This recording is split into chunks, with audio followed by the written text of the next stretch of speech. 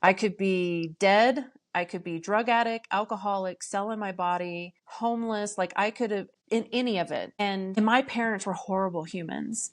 And she said, I just remember her telling me, you don't have to be anything like where you came from. But in order for you not to be anything like where you came from, you're going to have to work really, really hard. And you're going to have to be very intentional about how you choose to live your life and how you show up for yourself in this. I didn't know that. I feel like when she gave me that tidbit of information that I don't have to be fucked up for the rest of my life. Yeah. Because of where I came from, I was like, my head, I was like, that's it. That is what I'm doing. I'm going to work so hard to be completely opposite of everything I came from. Your stories, your service, your community. This is the Tango Alpha Lima podcast. All right, Alphas, welcome to the Tango Alpha Lima podcast. We're here to engage today's veterans through authentic stories, education, and entertainment, and build virtual community that celebrates continued service and supports the American Legion's mission. We're glad you're here to be part of that community, and now it's time for formation.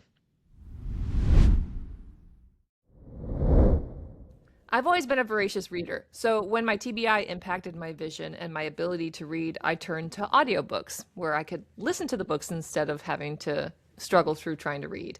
And for all you alphas who are visually impacted or impaired, there are some amazing military memoirs on Audible, like Healing Wounds by Diane Carlson Evans. She was a Vietnam nurse. The Pucker Factor 10 by James Joyce. The Reaper by Nicholas Irving. We Were Soldiers Once and Young by Joe Galloway.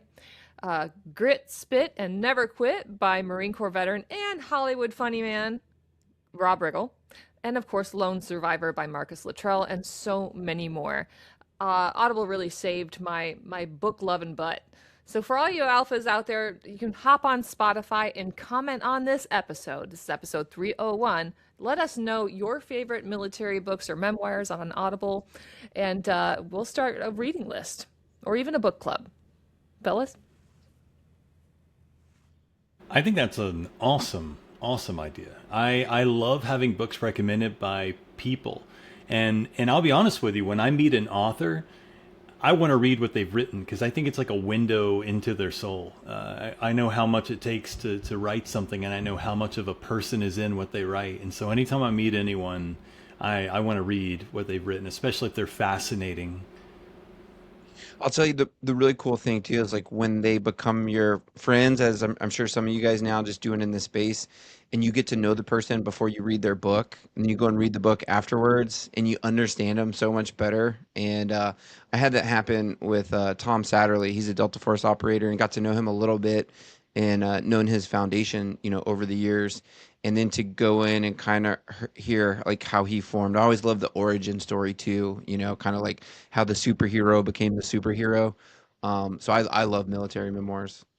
Don't forget, alphas, get on to Spotify, share your favorite book or Audible book, episode 301, and we'll start that reading list. Well, today's guest represents the very best of what it means to be a veteran. Resilience, determination, and the refusal to quit. And we're not talking about me this time. Shawn Cheshire is a U.S. Army veteran who lost her sight after a traumatic brain injury, yet went on to become a 13-time U.S. paracycling national champion, a Paralympian in the 2016 Rio Games, and a competitor in the first Invictus Games in London. She's also a member of the U.S. Army Women's Hall of Fame, which is incredible. Since then, Shawn has taken on challenges most people wouldn't dare attempt. Crossing the Grand Canyon solo, biking across America on a single bike, and completing one of the toughest endurance races in the world alongside or along the Continental Divide. For all our Alpha listeners, Shawn's story is a powerful reminder that service doesn't end when the uniform comes off, and neither does our ability to overcome, adapt, and lead. And we're so honored to welcome Shawn Cheshire. Stick around after the interview for some scuttlebutt. We'll spotlight a piece of bipartisan legislation that the American Legion has formally endorsed, the Beacon Act. We'll take a trip to Legion Town, and I will be taking y'all down the Reddit rabbit hole, so you don't want to miss it. All right, Alphas, we'll be back with Shawn Cheshire right after the break. Identity theft usually doesn't start with a headline or a warning. It starts with small disruptions. A credit card gets declined. A bill shows up for something you never bought. An account is locked because someone else tried to access it. By the time you realize what's happening, the cleanup can take weeks or even months. That's why people use Aura. Aura is an all-in-one online safety solution built to help detect and stop identity theft and fraud early. Aura monitors the dark web for leaked emails, passwords, and social security numbers, and sends real-time alerts if your information is exposed. And if identity theft does occur, Aura's white glove fraud resolution team works directly with you to help lock your credit, contact financial institutions, and guide you through the recovery process from start to finish. Aura is offering Tango Alpha Lima podcast listeners with a special offer of up to 75% off. Visit buy.aura.com/tango to get started. That's AURA.com/tango. Certain terms apply. Today's guest is Shawn Cheshire, a former Army helicopter mechanic turned EMT whose life changed forever after a traumatic brain injury left her blind. Instead of slowing down, she found her edge in parasports and went on to become an 11-time U.S. national champion and Paralympian, proving that losing sight does not mean losing her drive. Shawn, welcome, and thank you so much for joining us for the Tango Alpha Lima podcast. Thank you for having me. I'm excited to be here. Yeah, we're excited to have you, Shawn. Really excited to have the aviation community representing, and looking forward to digging into your new documentary, Blind AF. So we want to definitely get to that in a bit, but first I want to check in with you on a scale from a calm Sunday ride to a white knuckle downhill. How does life feel right now for you? Oh my goodness. I'm kind of like 50-50. Yeah. A lot of times white knuckle, but I'm trying to not do that all the time. I feel like the whole world is white knuckling right now. Yeah. Yeah, that's fair.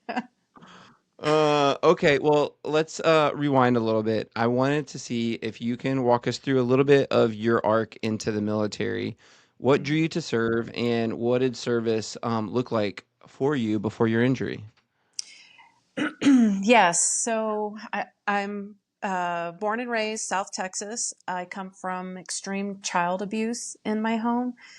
And I think that when I joined the military or Army at the age of 17, I was definitely trying to get the heck out of Dodge.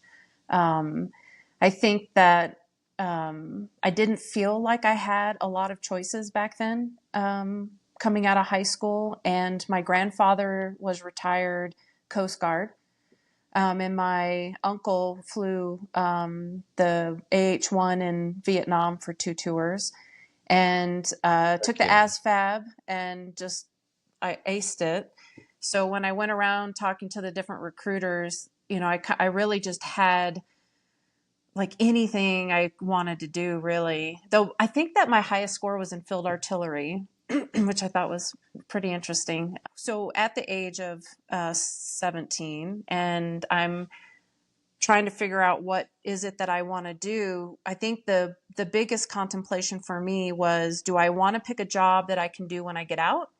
Or do I want to pick something that would be like a chance of a lifetime, like I'll only get to do it when I'm in the military job? And at that time, the MOS that I picked, which was initially 68 Juliet for armament system mechanic on the AH-1, had just opened to women.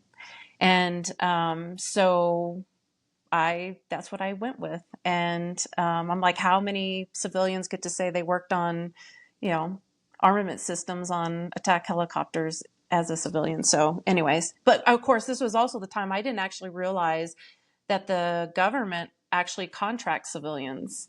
So, I mean, this was definitely a part of my process once I joined the military. And when the Army phased out the AH-1, I went back to school and got the identifier Whiskey 5, which was the OH-58 Delta, where they took the scout helicopter and gave it just enough ammunition to really piss someone off and get the hell out of Dodge, is the second aircraft that I worked on. But I will tell you, I have a lot of memory loss with this brain injury. But the things that I can tell you that I do remember is I was a kid at the age of 17. I went to Fort Jackson, South Carolina. It was before the integrated basic training of men and women. It was hard. It was intense. It was culture shock. I think I cried every night. And Who it was a, doesn't? I know I mean, in retrospect, and I probably wouldn't have said this then, that was, other than dealing with the circumstances of my childhood and living in the type of home that I did, which also in retrospect, I think set me up to be in a position to be able to be mentally tough to withstand being uncomfortable and pushed outside of my comfort zone and, having that separation of body hurt and mental, when your body's screaming at you, but you got to find another way from a mental perspective to suck it up and keep going. And then after the military, I think it really was driven home about that separation of physical and mental, when they're torturing you. So that's definitely something that I really remember. And it was hard. I was one of the few, I think there was only 2 women in our shop, and I wasn't taught a lot of important things as a young girl because of the childhood that I came from. So I learned a lot of things the hard way. And I got pregnant when I was in the Army, at the age of 21. And, so I learned a lot of hard things the hard way when I was in. But I will tell you, I wish that I had been more mature, because I think I would have stayed in and retired, but I think I would have wanted to become a pilot, because that was definitely something that was on my mind, when I was active duty. So first of all, I'm supposed to be the funny one, and when you start with child abuse, I've got nowhere to go. So next time, can you? No, I'm joking completely. But I found, so I've got a brother-in-law. He's brilliant. Yeah. Him and I both did well on the ASVAB, enough so that we were being pushed into jobs that I was not emotionally suited for. One of them being, nuclear, like being I'm 6'3", 6'4" Wow. back in the day, but there's no world where a guy like me should be doing, nuke stuff on a submarine. I'm just not mentally, that's just not the kind of person I am. My Mm-hmm. brother-in-law scored even higher than I did on an ASVAB and became an aircraft mechanic in the Air Force. Wow. A lot of the smartest Marines that I know that did the best on their ASVAB went straight into the infantry. What do you think it is that makes people who are accomplished and know that they're intelligent people seek to push themselves physically? Because it's not just an outlier. A lot of highly intelligent people that I know gravitated towards dangerous jobs, Mm-hmm. or physical jobs. Oh, so I don't know if I have an answer for everybody for that. Mm-hmm. But for me, I didn't, funny fact, when I was in school, I had a photographic memory, but I used to get accused of cheating because no teacher caught on to the fact that all I had to do was see something, and like in math and stuff, I could just do it in my head, or remember what I could see them when they would work out the problem, and then I would just write the answer. And Yeah. I spent a lot of time in the principal's office being accused of cheating. So I had this gift that I didn't know was a gift, because I was always in trouble. So then I joined the military doing this thing. And I think I didn't know that I was intelligent. How's that? Like I didn't realize that I had that. And it wasn't until my first class for the AH-1, for the 68 Juliet, I was first in my class as being all the boys. And all the boys were like, "Oh, you're cheating." And so they set up 2 tables with schematics of the airplane. The helicopter. They picked one of the guys that they thought was the smartest, that was crying the loudest, and then me. And I think that the instructor, she picked up on it before I picked up on it, and then she put us to the test, because this is when she taught me, like, you can see, like, if once you look at this and I take this away, like if I gave you markers and asked you to just retrace all of those components, can you do that?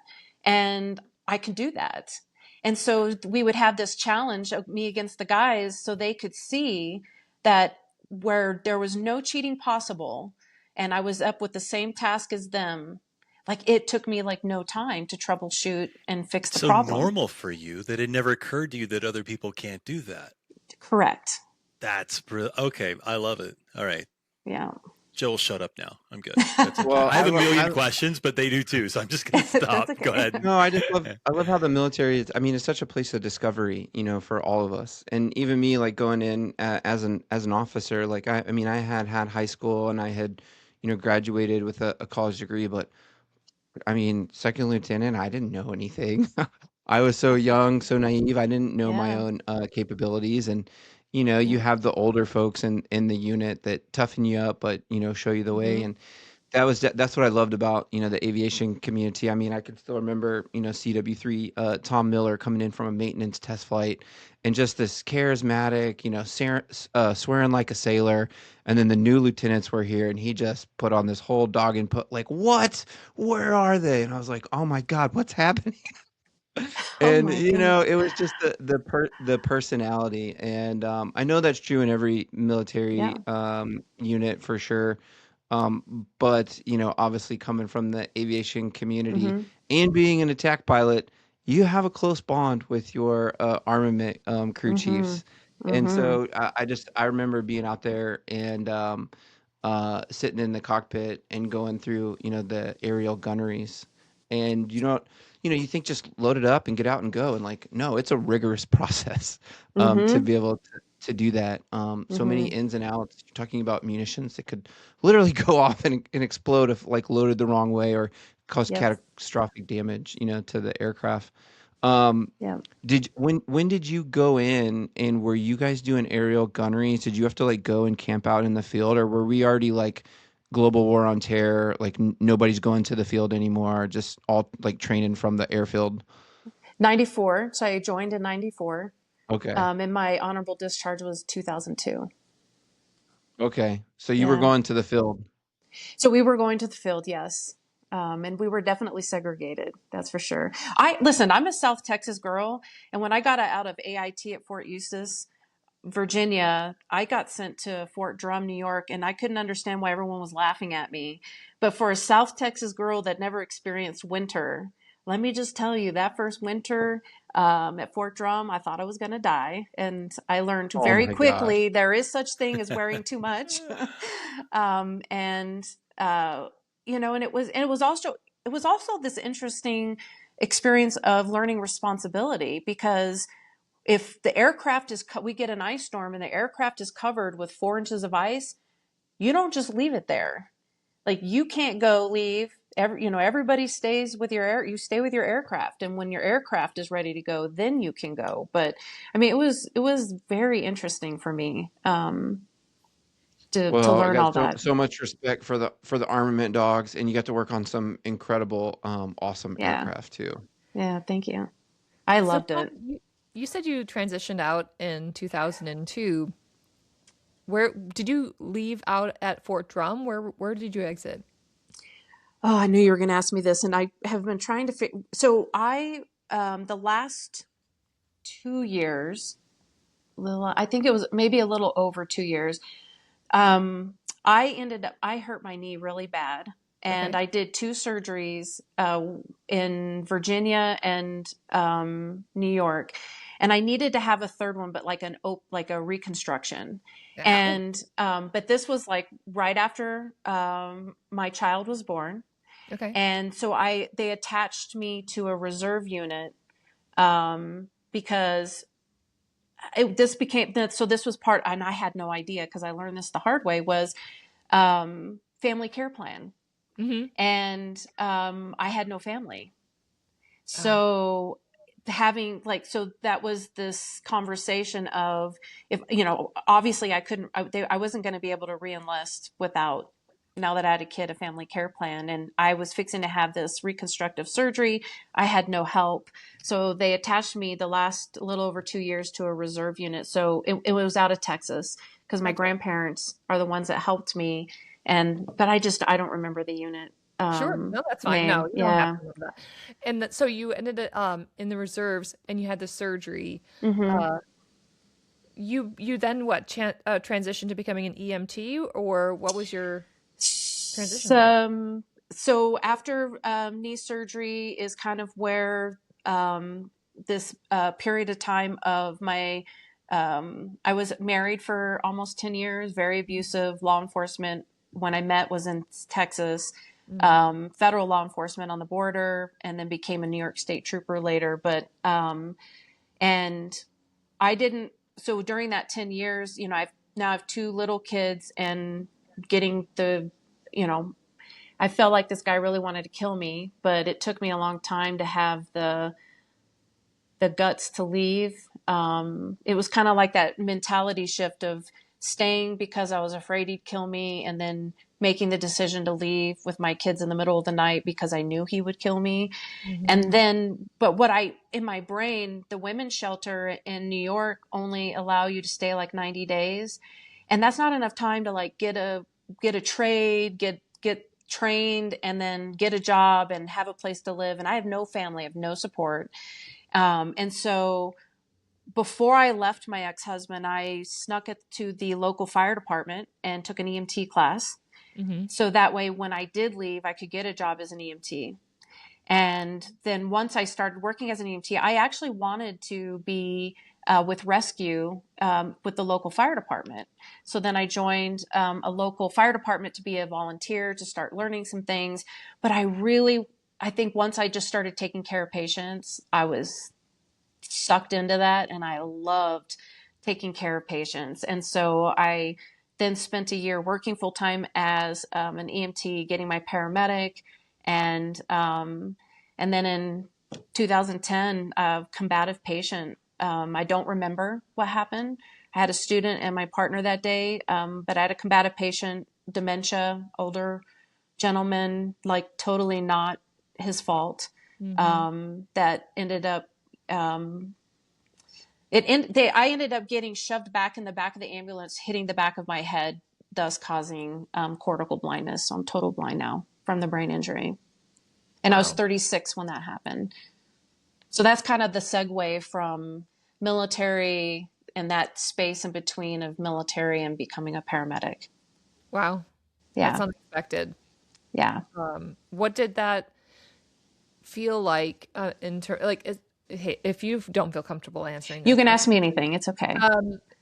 what did that feel like when you kind of came to and your vision didn't? I mean, what, or were you not very conscious? I mean, it seems like you lost consciousness, and then, took a while. You've had some memory loss. So the whole first month, I don't remember, but apparently I was at the trauma hospital. I eventually went home and a friend was helping me. Initially I had lost all of my vision except for 5 degrees of central vision. Okay. But I couldn't stand, like I couldn't walk. I couldn't sit up. I was so sick. So I was then sent to the concussion clinic, in Syracuse, New York. And that's where they started doing all these tests. And once they verify you, like you don't have a brain bleed, there's nothing life threatening, they're not going to keep you in the hospital. So then I just started doing all these tests, and they discovered that I had lost all my vision except for 5 degrees central vision. I had diplopia, so I had double vision, and super sensitive to any type of lights. And so the brighter the lights, my visual fields would shut down. And then within the course of a year or so, I lost all of my usable vision. Wow. Yeah. And it was in my brain, being healthcare, it never dawned on me I was going blind. I fought it. I was in denial. I was still driving my car when I am so thankful I never hurt anyone, when I was past legally blind. And I just had this mentality of that was my lifeline. I don't have family to help me. Like, that's how I pay the bills. I put food on our table. Like, I can't lose my job, my ability to work. And I just kept going and going. And I just remember in retrospect, everybody was telling me, like, Shawn, you can't do this. Like, your brain heals when you rest. You're not resting. And I'm like, I can't pay for food for my kid. Like I have to work. And so I went back to work, not driving, and just thinking in denial that it was going to get better. And I went to the doctor one day and walked right into a wall, bloodied my nose. And she was like, we're trying to give you the space for you to figure this out on your own, but you are done. And no driver's license, like they took that away. They're like, you cannot work. You're going to keep getting worse. Your brain needs to rest. And then I just nosedived right into depression and thought about all I wanted to do was die. And in this short amount of time, I tried to kill myself twice and I just didn't know what to do. Like, what am I supposed to do now? It was awful. That's rough. Jeez. Yeah. Yeah. Yeah. Shawn, what pulled you out of that? What gave you a source of strength Or through is all pulling that? you out. How were you able to persevere through such a challenging, difficult set of circumstances by any measure? Oh, I'm getting emotional. As you should. I was surrounded by people I have to tell you, the Syracuse VA, that is one of the best VA hospitals. The care, the people that knew me there and cared for me, my mobility instructor, the low vision clinic, the women's clinic, the recreational therapist, I have to tell you, I think that they weren't going to let me die. I mean, they would show up on my doorstep. They would drag me out. The New York State Commission for the Blind also. That's when I first started. They then connected me with Team Red, White, and Blue. And Team Red, White, and Blue. And I got to tell you, I met Mark and Mike Irwin, and that was such a. I'm sorry, super emotional. That's usually my job. I'm the crier here, so I'm feeling. What were very the threatened. How did you meet the guys at Red, White, and Blue? Well, they were spending time at the Syracuse VA, and the recreational therapist, they connected me, and my mobility instructor made a handmade tether, and I was like, "What?" She showed up at my house, and she's like, "You're going to go for a run," and I'm like, "I'm fucking blind. How am I supposed to go for a run?"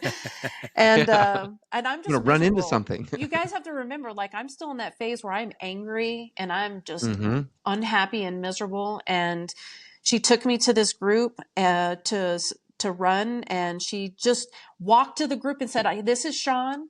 She's a U.S. Army vet. She's blind from a brain injury, and who wants to learn how to guide run with her?"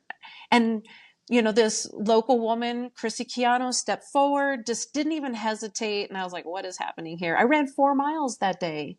I thought I was going to die, but That's impressive. Hold on, Shawn. Oh my gosh.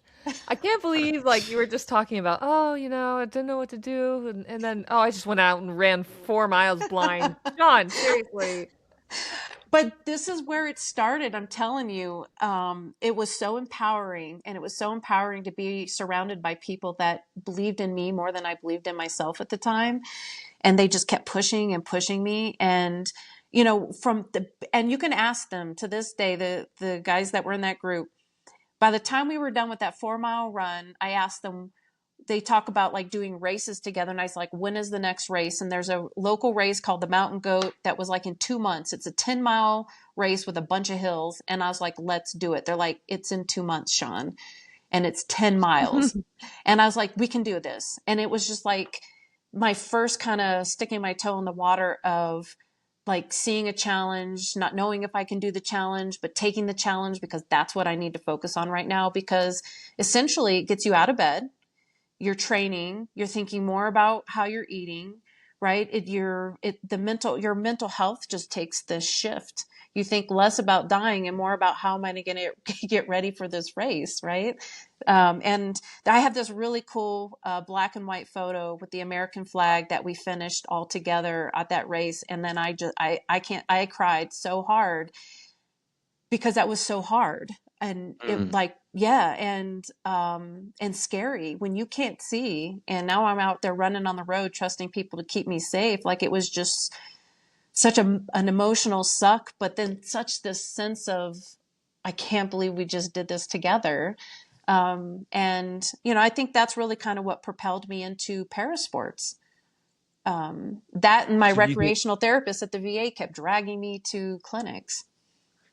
do you think completing that first, kind of hard race was the catalyst moment where you really started to not just um kind of lean on the belief that other people had and encouraging and you helping you move forward, but it was actually like an innate belief in yourself that was now growing in this new reality that you're living in? I think that it was definitely a seed. Mm. I think that because what happens is you're there, you do the run, you go home, and now you're in your shit, right? And you're Oh, feeling all wow. the Mhm. feels, and you're living the struggle, and it's like I'm never going to be able to do this.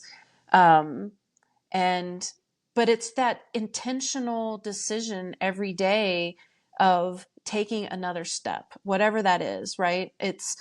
I used to be so scared when I lost all of my usable vision. I used to stand on my front porch and listen to the traffic and the noise in my neighborhood and thought, there is no way I'm ever going to be able to leave my house again by myself. There's no way. I have no idea what's happening in the world around me now. It's so terrifying. And so then it's like, okay, well, now I'm going to walk to the end of the driveway tomorrow. And then I'm just going to Mm. stand there. And so then then I'm going to walk down to the corner. Right. So it's just like these intentional, it's like, I don't know where it came from. I don't know if it's because I was born into this world under the worst circumstances ever. And I just never, like, I learned Mm. so young and always found something within myself to like keep like going forward in a way that I had all these feelings of I just didn't want to live this way. And then the next day I would walk to the end of my driveway and I would be terrified. And then I'd go inside and cry and be like, I can't live like this. Right. It was just, and then once my injury, I started doing trauma work and then understanding how my childhood and my marriage, all the abuse that I've lived through has affected me. So I think that also did help me, in this process as well. But I have to tell you, when you suffer extreme loss and life is just such a hard struggle, um, it when you know who you are, it is really empowering. Um, and I feel like that everything I've done since that injury has been like a part of that process. Yeah. I don't know if that makes any sense. No, I think it does 100%. And on my end of things, as a guy who's a big guy, and I don't have, I'm an above knee amputee on one side, my other leg's a piece of trash. I have got to work hard to stay in shape, and Hmm. I can't just run and burn the fat. I have to be smart about everything that I do. I have to Hmm. set alarms to stand up and walk around. Like I cannot sit still for 8 hours. It's just I'll slowly gain weight. And there's almost nothing more frustrating than having people come up to me and say, "You're the reason I come to the gym. You're the reason I work Wow. out because I see you pushing." And I'm like, I just want an excuse to give up and you won't give me one. And it's weird because Hmm. my support system was such a huge part of where I am. And seeing you muscle through without that, and then eventually, whether you like it or not, become a support system for people around you that have never said a word to you. Hmm. And that is something that I think that a lot of us take for granted when we start doing that negative self-talk, when we start sort of leaning Hmm. into that stuff that says, I can never be the dad that runs around with his kid in the yard. I can never be, I was a corpsman, so I was a medic. And so you know exactly, you go from being the person that everybody comes to help to all of a sudden you feel like you can't do anything without it. Right. And it's humbling past the level of humbling, past the level of humility into something that remakes you. And whatever that is something that I think starts in your childhood. There was that little girl one day decided that there's going to come a time in my life when I control the good and bad. Hmm. And then you finally get old enough to realize that, just like you said earlier, that you wake up and you have that choice. You say, I decide I'm going to do that thing. You realize that every day is a choice in some ways. Yeah. So I want to let you know that whether as frustrating as it might be, people are watching you. People are paying attention to what you do. And when you show up and when you do these things, you're the reason why somebody else says, I don't have any excuses. And that can be very frustrating because Yep. Yes. because we are kind of in a weird sort of way. We don't want to feel trapped into having to push, but also in some ways, at least for me, I need a little bit of that. I need to know that one more reason for me not to give up is because I've got these little kids in my house that look up to me, and I've got people around me that look up to me for reasons I just cannot understand. And I just want to let you know that your impact is huge. Well, thank you. I don't know that. I don't spend a lot of time thinking about it really, because it's interesting what you said. Two things is that my kids were a motivating factor when I started trauma work, and she made it very clear after everything I've lived through, like I could be a statistic. I could be dead. I could be drug addict, alcoholic, selling my body, homeless. Like I could have in any of it. And my parents were horrible humans. And she said, I just remember her telling me, you don't have to be anything like where you came from. But in order for you not to be anything like where you came from, you're going to have to work really, really hard. And you're going to have to be very intentional about how you choose to live your life and how you show up for yourself in this. And I didn't know that. I feel like when she gave me that tidbit of information that I don't have to be fucked up for the rest of my life because of where I came from, I was like, my head, I was like, that's it. That is what I'm doing. I'm going to work so hard to be completely opposite of everything I came from. And then I knew that one day my kids were going to look back and see how I showed up for myself and how I went through all of the bad and what I did, that was going to teach them the most. Nothing I say was ever going to come close to what they see me and how they see me live. And of course, my daughter, who's 28 now, she jokes because she's like, Mom, you set the bar so high, nobody can live up to it. But those were two very motivating factors for me back then to do the work and to show up for myself. But I'll tell you that my struggle every day is so real. I did not know that I impacted people. I think I was so focused on figuring out how to take care of myself. So I didn't end up, dead. You're survival looping. Yeah, of course. It just never dawned on me that other people were watching at all. Yeah.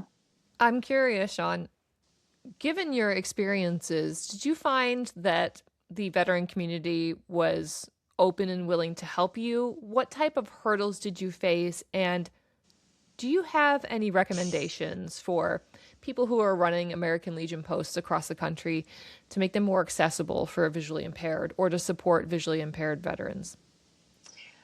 You're probably going to hate my answer. I have to be honest and say that I don't know what the American Legion offers for support. I really don't. The only, had I not gotten into adaptive sports, and there's a lot of the warfighter sports with DSUSA or Move United. I used to be an ambassador to help raise money for those programs. I have a lot of friends injured military, and they're part of different adaptive, adaptive sports or doing different things. But American Legion was never anything that ever came up in any conversation ever. I don't know why.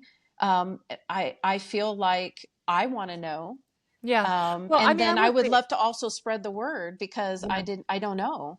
Well, I know, I didn't know a whole lot when I was medically retired and invited to take part in the inaugural Warrior Games. My American Legion post stepped up and were like, well, we're here to help. I'm like, how? It's not like you're going to provide my training. And they're like, well, we can help offset the costs for you to get an air rifle so you can practice when you're not in Colorado Springs. And, each post kind of does their their own little support that way. Okay. However, there is a lot of support out there at your local posts. I was just curious Yeah. if you had any experience. No, but the Lions Club reaches out to me. Mm. But no, but I'm going to figure that. It's actually been on my mind, here locally. I'm kind of new. I've only been here a couple years, so I'm trying to get myself embedded into the community. But yeah, I don't know. I'm sorry. No, that's okay. And I Yeah, saw that you had a guide dog I named did. Nick. Is that right? Yes. Who did you get Nick from? He is originally a hero dog. So he was born into the Hero Dog program in Maryland to be an assistive dog for someone who has a physical disability, Hmm. and it was so energetic and just like wild that they were like someone in a wheelchair like this that would have been very challenging because he was just so high drive. So they called Guiding Eyes and asked them to do like a eval to see if he would make a good guide dog, because they have a running dog program so he could be a running guide. And then once they evaluated him, and the trainers had a hard time keeping up. They're like, what blind person do we know that never slows down? They're like, they called me one day and they said, Shawn, we have the Shawn Cheshire guide dogs of guide dogs. And Nick and he's 8.5. And I have never been emotionally bonded to a dog like I am with him. Mm. Yeah. So at 8.5, I mean, he's up there. He must have been doing a lot of miles with you. A lot of miles. He's got a little arthritis in his lower back, so we do PT every week, and he's like maxed at like 5 miles instead of 20. But he's amazing. I also have hearing loss now, so I'm considered a blind deaf athlete. And I'm hoping my next dog will also help me with like hearing the phone, or when someone says my name, or When the pizza shows up. exactly. So yeah. Yeah. Shawn, I wanted to ask you a little bit about the documentary, Yeah. Blind AF. Mm-hmm. How did that come about? What was Yep. kind of like the process like for you? I watched the trailer online, which is absolutely awesome, and you're just like, Mm-hmm. out there running. You got 18 wheelers, driving by. You're completely dependent, like on your team, and if Mm-hmm. you venture too far one way, then it could be absolutely catastrophic. And Mm-hmm. obviously you make it through. You're here with Yeah. us today. But what's the reception been, and what was just like that whole process like for you? Sure. So I raced with Team USA for 7 years, racing a tandem bike. And all that came around because one of the male coaches made a statement that I'd never be good enough to go to the Paralympic Games. And we were 3.5 years out from 2016 Rio. And in my brain, because I still needed like that hook of something to focus on, I was like, yeah, I can do this. And so it like never dawned on me that trying to pull something like that off was going to be really, really impossibly hard. But I just did it. And so I raced with Team USA 7 years, went to the Paralympic Games in 2016. But the ride is what that documentary is based off of. And I decided to ride a single bike following noise across the country because I got tired of hearing sighted people making the statement that blind people only ride tandems. You can't ride a single bike. And I don't want someone to tell me what my limitations are. I want to be curious and discover those myself. So I kind of got pissed off and I said, why don't we just do this? But Gina, the filmmaker, she did so in 2015, the year before the games. ESPN Women's Magazine did a special edition on women veterans, and I was one of like maybe 5 veterans that they picked. I have no idea how they found me, but I was in Boston at the time, and Gina came and did the story and the video. And then you fast forward, I got a concussion in 2018, couldn't race the bike. So I needed something to do. This is a common theme here. And I decided that there had never, so I am not a hiker, but I decided to try to be the first blind woman to do the double crossing of the Grand Canyon. And so we did that in October of 2018, and I did it in like 24 hours, which beat the blind guy's record by like 4 hours. And she heard about that, sent me an email. And in 2019, we had a conversation and she's like, has anyone ever approached you about telling your story? And I was like, no. And she's like, she's like, your story has always resonated with me, single mom and just all of the things. And she's like, I'm in a place where I want to do my own project. She goes, I just want to follow you. I don't know if anything will come of it. I'd love to be your friend. And she started following me in 2019. So anytime I was going to go somewhere and do something, we went to Ski Spec and did skiing that first winter. But, and then we ended up doing that right across the country, and she just followed me for everything. And so I don't know if any of you watched the documentary, but everything, we talk about hard topics in the movie. We talk about child abuse. We talk about my dad was a pedophile. We talk about the domestic violence from my marriage. We talked about all the things, and then my brain injury and everything that happens in the movie. Like what I did was I trusted Gina, and I gave her my story, and then I let her show up, and things happened organically. Nothing in there was planned. And I didn't actually know how she was going to tell my story till she sent the link to me. And I listened to it and I cried the entire movie, Good grief. sobbed. And then she walked me through it and told me all the visuals. Cause now we have descriptive audio for anybody that's blind or visually impaired. And how it was one of the first times in my entire life that I ever felt seen and heard. Wow. It makes me emotional thinking about it. I was so humbled by what she did with that story. And it's not an easy watch. We talk about a lot of trauma. But the way that she combines these powerful visuals with words of trauma, like it's just, it's intense, and it's beautiful, and it's hard to imagine like that's me. So, yeah. I just want to say that I love anybody who's got that sort of self-aware push through, that decision, that hard decision to undo everything that you knew growing up to be better. Just to put it bluntly, to be better than the sum of the parts that you had to build your life with.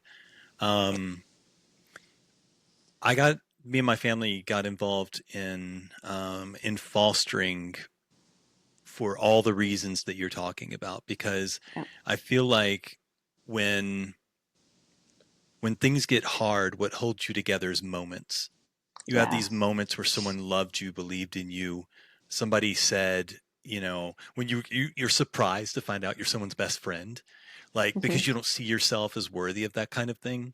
Yeah. And being able to be that moment for someone and to be encouraging for others, because it sounds like the only person that you're really hard on is yourself. And I just want to give you that sort of acknowledgement, credit, to let you know that your impact is massive. You've been through things that, as a one-legged war vet who's lost more than I could almost handle, I'm humbled to hear your story. I can't imagine what it takes to muscle through without a support system, because my support system has held me together. When I got blown up, I put my hand in my pocket and there was a little pin that had my daughter's face. I didn't pull it out and look at it. It wasn't like that. But I had, even in that moment of putting my own tourniquet on, I had a support system back home that was working for me. And you are potentially, even for me in this moment, this time that we've spent together, part of my support system, because I'm going to look back the same irritating thing that, as people who sometimes get looked at by others, you inspire me. You make me want to keep going. You make me want to get over that. I'm 44 and I'm like, I'm too old to get back into bodybuilding and taking better care of myself. It's too much work. It's not. I'm being lazy, and I know that. So it's your fault. I just want to let you know that I need to push myself again, and I blame you. So thanks for that, Shawn. You're welcome. My pleasure. Alphas, if you want to check out Shawn, be sure to check out Shawn, that's SHAWN, Cheshire.org, to keep up with Shawn's adventures. And Shawn, you are absolutely inspiring. And thank you so much for being on the show with us today and for sharing your story. I know some of that was very difficult to get through, but we appreciate your candor and your transparency. I mean, we all go through something, and to know that we're not alone going through it, it Mm-hmm. definitely helps us know that we are not crazy for thinking the things that we do when times get tough. Oh But yeah. it's also important that we know that there is support out there for Yeah. all of us. And so, again, thank you for that. Is there anything that you want to share that we didn't necessarily cover that you think is important? I mean, if you get a chance, hopefully Blind AF is coming out later this year nationally. It's if you're brave, watch it. If you ever want to reach out to me, find me. I'm on social media. We have a nonprofit called choosingtosee.org that helps other blind and visually impaired people not have to worry about money to do things. You can find me anywhere. Just reach out to me, and I'm happy to be a resource for anything, really. Yeah. Wonderful. Thank you, Yeah. Shawn. You're welcome. Well, thanks for visiting us today, Shawn. Thank you, Alphas, for sticking with us for this incredible interview. And you want to stick around because we've got some scuttlebutt for you after the break. This year we have a golden opportunity. No, make that a red, white, and blue opportunity to do something truly special. That's right, Commander. This year America is celebrating its 250th birthday. And the American Legion family will be leading the nationwide celebrations. The American Legion Family USA 250 Challenge is a year-long celebration honoring our nation. You can participate in the challenge by choosing one or more of the 3 categories. The 3 categories are community service, mental wellness, and physical activity. Whether you are doing 1, 2, or all 3 categories, you are making a difference in the lives of veterans and their families. Visit legion.org/USA250 to learn more and register for $30. For your registration fee, you will get to choose a commemorative tech shirt, and your donations support the American Legion Veterans and Children Foundation. Be a part of what makes our nation great. Help us celebrate America. Join us in the USA 250 Challenge.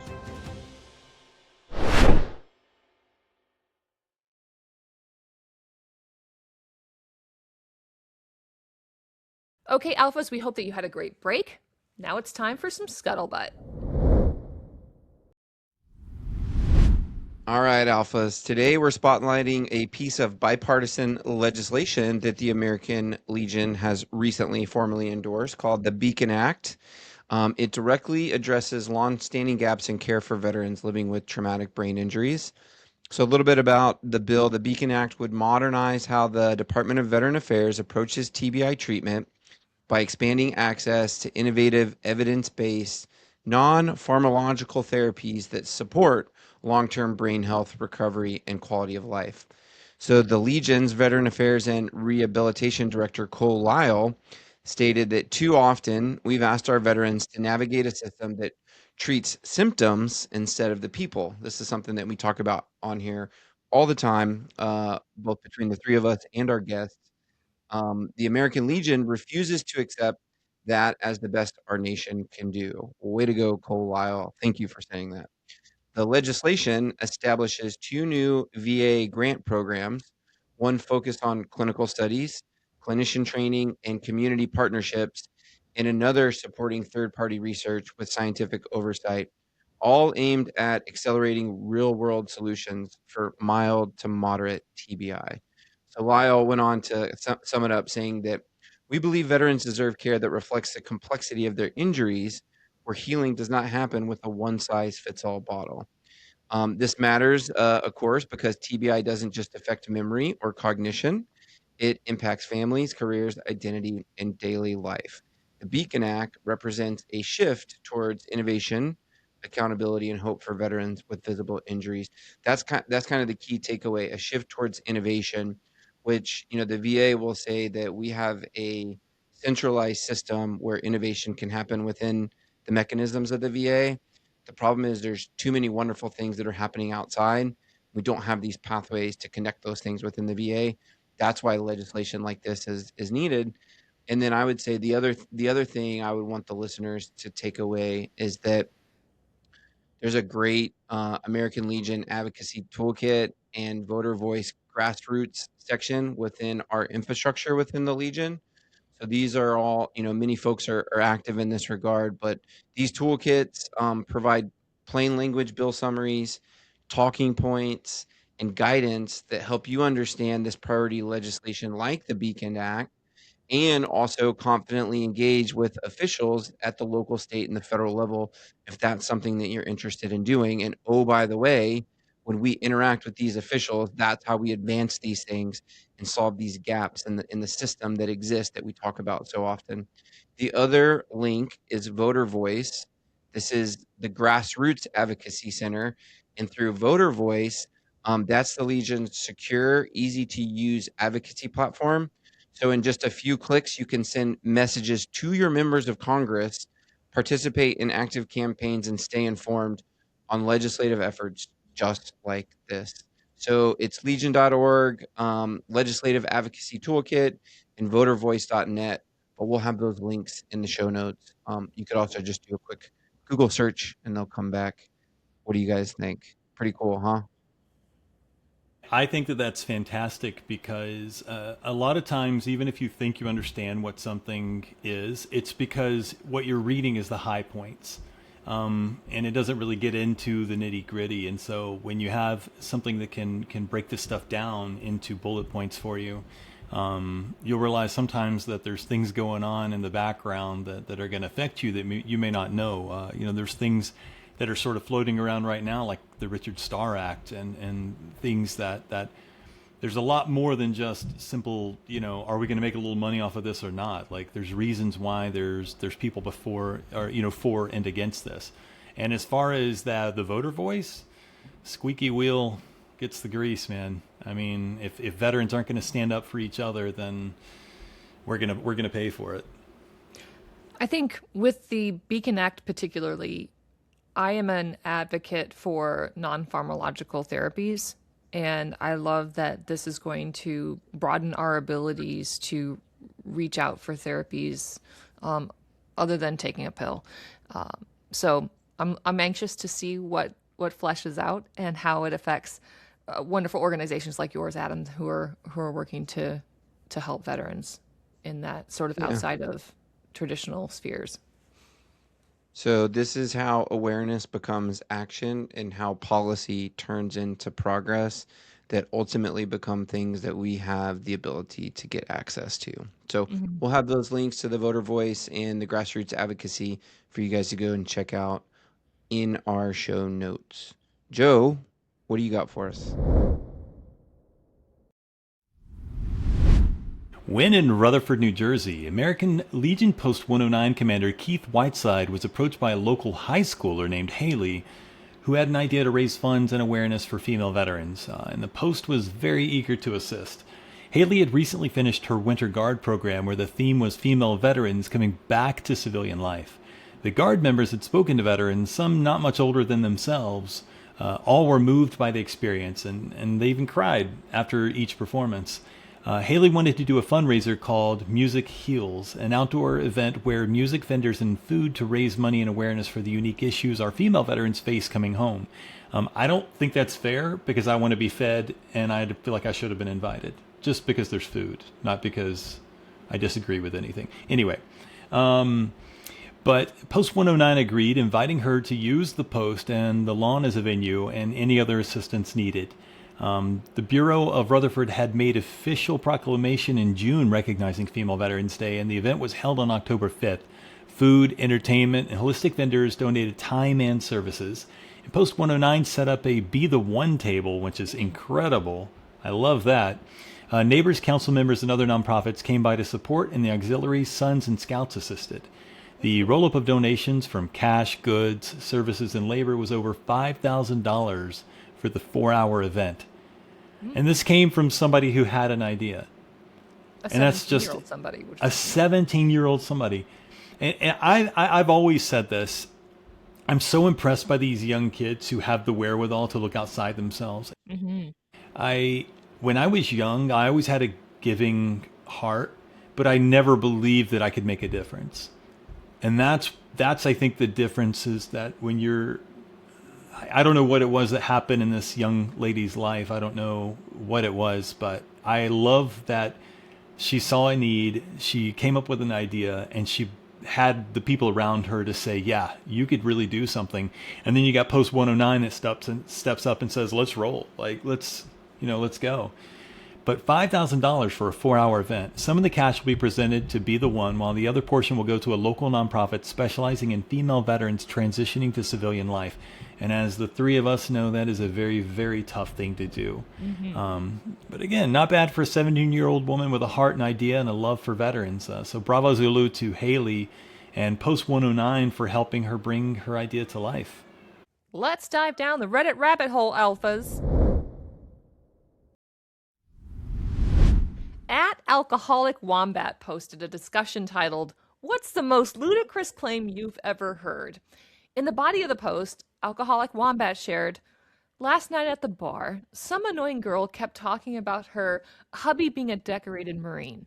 She also had PTSD from his deployment, but the one that got me was someone asked her what he did, and she said, quote, he was a Navajo wind talker in Iraq.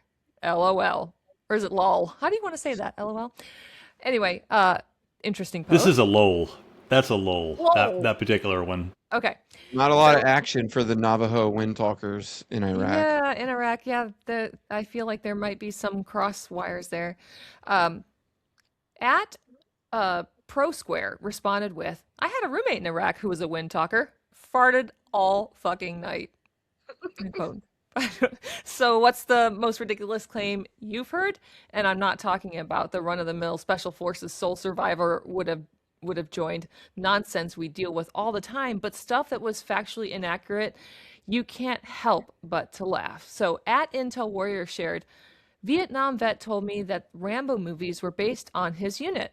Stallone decided to have the character wear a red bandana headband after they met, since that's what he would wear. And the reason he didn't get a Medal of Honor was that instead, essentially the same thing, he was awarded to the entire unit."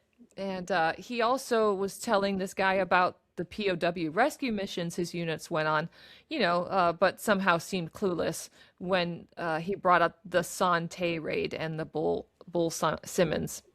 Anyway, at Blue Ice 10478. I don't understand the numeric additions to these nomenclatures, but anyway. That's probably his age. We're just going to call them Blue Ice. 10,478. Anyway, he weighed in. "A guy made 15 combat jumps in Iraq, but it would have been 16 if the drones hadn't had an air battle." To which at Pro Square responded, "Hey man, I have at least 15 combat jumps in Iraq too. Jumping to get the last rip-it on the top shelf of the DFAC cooler. Rip-its. Am I right, Phyllis?" So a tip of the hat. Pro Square is getting in there. He is, he or she, by the way. At tip of the hat had me laughing and eye-rolling with his comment. He said, "While I was still in, a guy in my shop got back from TCN duty in Iraq. He told us how they were on a convoy driving through the desert one time, and they started to get hungry, as we do when we're on mission. And so when they came across some camels, they shot one. Of course they would. And of course, it was so hot that they were able to cook said camel steaks on the hood of the Humvee. Dude was probably in the top 5 one-uppers I've ever encountered. He swung for the fences on this bullshit, and never once would it occur to him how silly it sounded.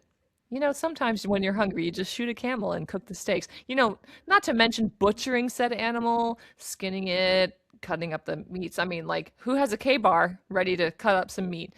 Anyway, so veterans chuckle over stories like this, not because they're mean. I mean, hey, we gotta laugh. But because anyone who's been around the military long enough knows that everyone's got a wild one-upper tale. It's the kind of humor that only service members could appreciate, and maybe a great reminder that sometimes truth really is stranger and funnier than fiction. There are several other funny little stories on this thread, longer ones in the post too, so if y'all want to check it out, I'll have that Reddit link in the show notes. Hey, while you're on Reddit, don't forget to follow us, the American Legion, on Reddit, and then I'll take you down another rabbit hole here in the future. There's a quote by Oscar Wilde that says, "I always take my diary or my journal on the train so I have something sensational to read." You know, it's funny to think, you know, he knows that he's so full of it that there's something funny when someone's full of it and they're aware. When you've got this, if you don't show me pictures of camel steaks, which I guess with AI it'd probably be pretty easy to get one, but if I don't see an old janky Polaroid of camel steaks cooking on a Humvee, I'm not going to believe that one. I think the only thing I ever cooked in a Humvee was my bottle of water. I mean, that stuff got really hot. It could like sizzle your throat. Yeah. Like hot tea without the pleasure. Did you ever turn the AC on just so the sand would blow in your face? There was no AC. It would just blow sand in your face. That's called a microdermabrasion. It's a facial. I don't know. Maybe just trying to think. Maybe we didn't get this so much in aviation, at least the extreme versions of it, just because you just get called out, you know, so quickly on it. You had to be able to, you know, I mean, everybody flew with everybody. So if you're out there saying, you know, that you can do some precise maneuvers, you know, better than you shot an RPG out of the air with a flare. You know what I mean?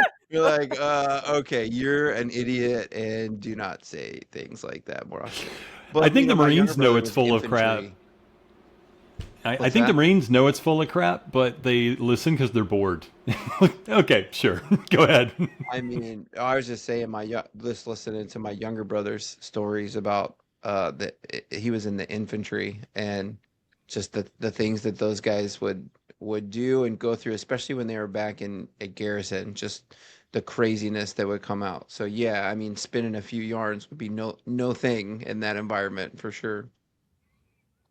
I don't know if I'd ever believe that somebody could shoot, butcher, and cook a camel in a time before command was like, "Where are you guys?" Okay, You know? Rambo. Also, why did we hear gunshots? Like that's you're not just going to get away with that one. He should have said he killed it with a K-bar. No camels on this deployment. By the way, crossbow. It was It was a archery crossbow. to take down 550 cord, actually. That's all I had. Oh my God. A homemade crossbow. He choked it out with a 550 cord. That's beautiful. Well, Alphas, we love you so much. Thanks for listening. You can subscribe to our podcast, our newsletter, or send us mail and guest recommendations at legion.org/Tango Alpha Lima, and we'll see you next time. Hang loose. Sorry. Don't hang loose. I'm just trying it out.